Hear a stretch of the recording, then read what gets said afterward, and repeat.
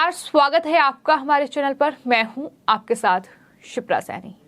दुनिया भर में मंदी का साया है, लेकिन इन सब के बावजूद भारत की अर्थव्यवस्था तेज रफ्तार से आगे बढ़ रही है। अब इंटरनेशनल मॉनेटरी फंड यानी आईएमएफ ने भारत समेत दूसरी बड़ी अर्थव्यवस्थाओं की ग्रोथ पर अनुमान जारी किया है। ग्लोबल एजेंसी के मुताबिक 2022 और 2023 में भारत की जीडीपी ग्रोथ दूसरे देशों के मुकाबले काफी तेज रहेगी, ये बताया गया है। और ये भी कहा गया है कि चाइना, अमेरिका और तमाम दुनिया के बड़े देशों को पछाड़ते हुए भारत की जो जीडीपी ग्रोथ है 2023 में वो सबसे तेज रहने वाली है। हालांकि पहले के मुकाबले ग्रोथ की रफ्तार थोड़ी धीमी रहेगी, क्योंकि दुनिया भर में बढ़ती ब्याज दरें, सप्लाई की दिक्कतें और यूरोप में जारी युद्ध से इकोनॉमिक एक्टिविटी पर गहरा असर पड़ा है। आईएमएफ ने मंगलवार को जारी वर्ल्ड इकोनॉमिक आउटलुक रिपोर्ट में अनुमान घटाया है। मंदी के साए में भी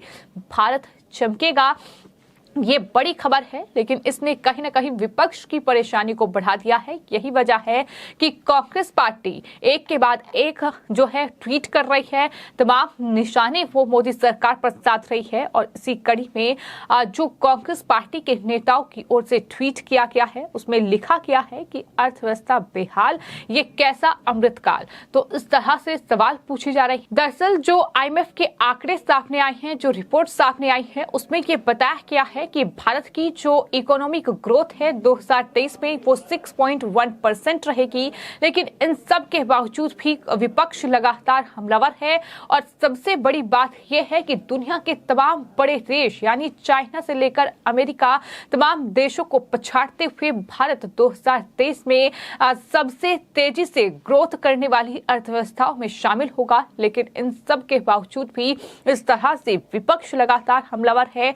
आपको ये बता दें कि इंटरनेशनल मॉनेटरी फंड ने भारत समेत अन्य बड़ी अर्थव्यवस्थाओं की ये ग्रोथ अनुमान जारी किया है। और आईएमएफ के मुताबिक भारत की इकोनॉमिक ग्रोथ 2022 में 6.8% रहेगी, जबकि इसी साल जुलाई में 2022 के लिए जीडीपी ग्रोथ अनुमान 7.4% और जनवरी में 8.2% दिया था।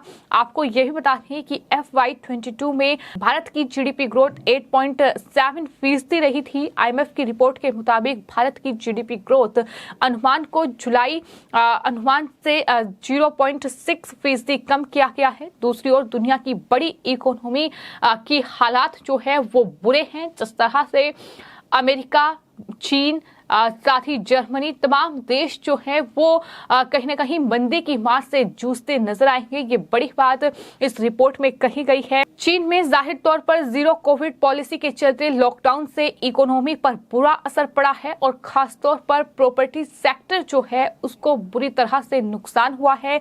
इस सेक्टर का इकोनॉमिक एक्टिविटी में 20% हिस्सा है। और आईएमएफ के मुताबिक 2022 में चीन की जीडीपी ग्रोथ जो है वो 3.2% और 2023 में 4.4% रह सकती है, जबकि 2021 में 8.1% की ग्रोथ दर्ज की गई थी। तो चीन के लिए ये बहुत बड़ा झटका है। जिस तरह से कहीं न कहीं 2021 में जो चीन की जीडीपी थी वो 8.1% थी, लेकिन वो 2023 तक घटकर 4.4% ही रहने वाली है। कि अपने आप में चीन के लिए बड़ा झटका है। वही बात अगर इस जीडीपी ग्रोथ की जाए तो जाहिर तौर पर पिछले कुछ सालों में कोरोना, रूस और यूक्रेन के बीच जो युद्ध के हालात बने हैं, इसके अलावा जिस तरह से महंगाई की मार है, उसके चलते ये जीडीपी ग्रोथ के आंकड़े जो हैं ये सामने आए हैं, जिसमें भारत सबसे तेजी से कहीं ना कहीं ग्रोथ करने वाली अर्थव्यवस्थाओं में जरूर शामिल है। लेकिन भारत की जीडीपी पर भी इसका असर पड़ा है। और 2022 के लिए ग्लोबल ग्रोथ पर भी अनुमान को घटाकर 3.2% और 2023 के लिए 2.7% कर दिया गया है, जबकि 2021 में ग्रोथ जो है वो 6% रही थी। ये कोरोना महामारी और ग्लोबल फाइनेंशियल संकट को छोड़कर 2001 के बाद सबसे कमजोर ग्रोथ है। आईएमएफ के रिसर्च के डायरेक्टर के मुताबिक ग्लोबल इकोनॉमी के के लिए रूस यूक्रेन युद्ध, चीन में आज स्लोडाउन और रिकॉर्ड महंगाई का बुरा असर पड़ा है। 2023 में मंदी जैसे हालात बने रहेंगे दुनिया भर में, ये भी IMF की इस रिपोर्ट में बताया गया है। उन्होंने कहा है कि 2023 में 1/3 से ज्यादा ग्लोबल इकोनॉमी में गिरावट देखने को मिलेगा। अमेरिका, यूरोपीय यूनियन और चीन की अर्थव्यवस्था में लगातार गिरावट रहेगी। कुल मिलाकर बुरा दौर अभी आना बाकी है। 2023 में मंदी जैसा महसूस होने लगेगा।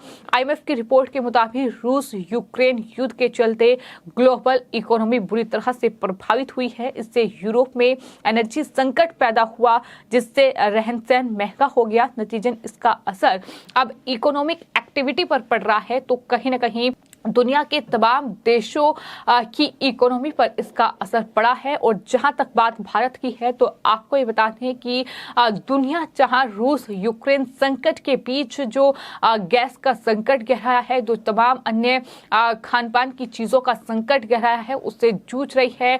अमेरिका से लेकर तमाम यूरोपियन कंट्री और इसके अलावा चीन और तमाम फ्रांस, इटली, स्पेन, जापान, ये तमाम दुनिया के बड़े देश हैं जिनकी अर्थव्यवस्था पर बुरा असर रूस यूक्रेन युद्ध का पड़ा है। हालांकि वही भारत लगातार आगे बढ़ रहा है, फिर चाहे वो कोरोना महामारी जैसी चुनौती से जूझने की बात रही हो, जहां प्रधानमंत्री नरेंद्र मोदी का नेतृत्व जिस तरह से देश को मिला है, जिस तरह से प्रधानमंत्री ने राष्ट्रीय स्तर पर अपनी बातें सामने रखी हैं, फिर चाहे वो रूस यूक्रेन युद्ध को लेकर हो, फिर चाहे वो तमाम आयात निर्यात जिस तरह से होता है तमाम देशों के बीच, उसको लेकर बातें रही हों, तो इस तरह से भारत ने कहीं ना कहीं अपना स्टैंड रखा है। और यही वजह है कि भारत ने आज दुनिया के तमाम देशों को इस तरह से भारत पछाड़ रहा है। जो IMF ग्रोथ 2021 के आंकड़े जारी किए गए हैं, बात अगर USA की जाए तो सिर्फ 1%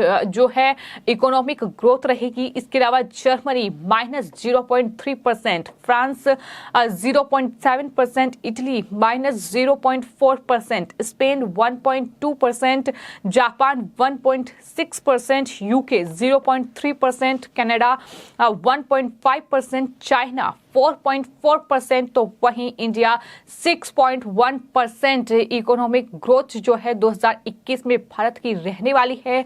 ये IMF का आंकड़ा है। इसके अलावा रसिया -2.3%, ब्राजील 1%, मैक्सिको 1.2%, KSA 3.7%, नाइजीरिया 3% और इसके अलावा RSA 1.1%। तो ये आंकड़े पेश किए गए हैं, जिसमें साफ तौर पर समझा जा सकता है कि किस तरह से भारत कहीं न कहीं इस मंदी के दौर में भी अपनी अर्थव्यवस्था को संभालने की पूरी कोशिश कर रहा है। और हाल ही में जो भारत की वित्त मंत्री हैं निर्मला सीतारमण, उन्होंने भी अमेरिका के वॉशिंगटन DC में एक कार्यक्रम था और उसमें उनसे एक सवाल पूछा गया था इकोनॉमी को लेकर, जिसका लेकर उन्होंने जवाब दिया था कि आप सही कह रहे हैं, ऐसे बहुत सारे जोखिम भारतीय अर्थव्यवस्था पर हैं। मैं इन सभी को अपने देश की इकोनॉमी पर बाहरी मानती हूँ। ये सारी चीजें बाहर हो रही हैं और साफ तौर पर हम पर असर डाल रही हैं, यानी यूक्रेन और रूस के बीच गहरा संकट, इसके अलावा कोविड महामारी,